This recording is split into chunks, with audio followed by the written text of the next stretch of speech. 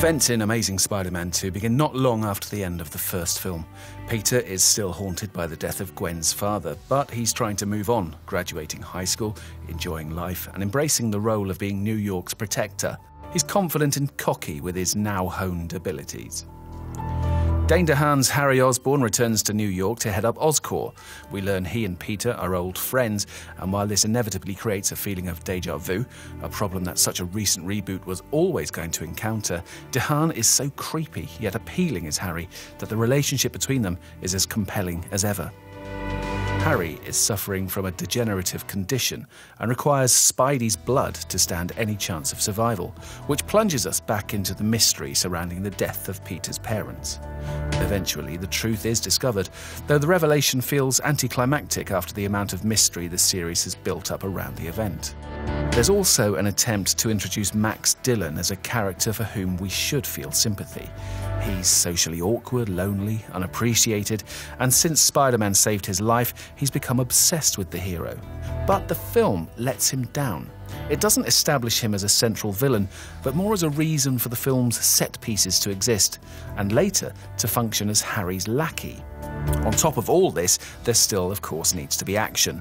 Enter Paul Giamatti's Rhino and Jamie Foxx's Electro.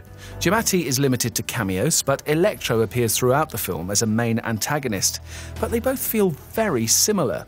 Now, that's not to say the action isn't great.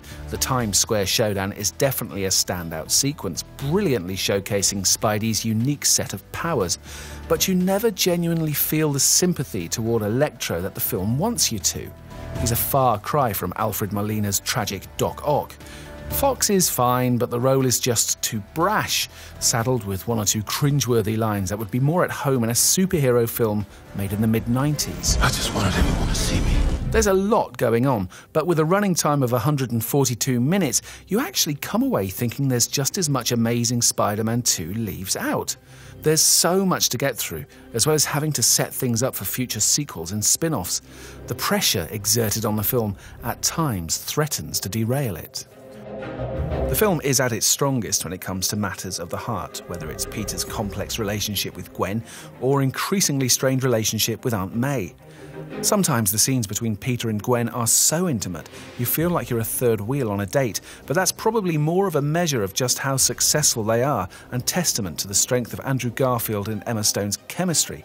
It's undoubtedly where Mark Webb is at his most comfortable as a director.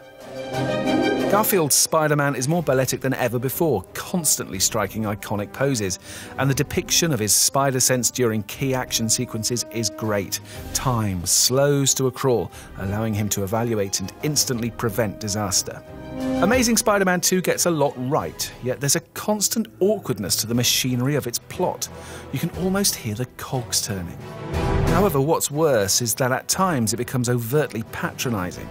There are flashing screens and computer voiceovers constantly telling you what something is or what something is doing, just in case the people in the back rows aren't paying attention, which kind of feels at odds with the film's emotional intelligence. But ultimately, due to wonderful performances by Garfield, Stone and DeHaan, and some great action and sincere moments, Spider-Man is strong enough to survive. Just. And that's why we're giving Amazing Spider-Man 2 an IGN score of 6.9.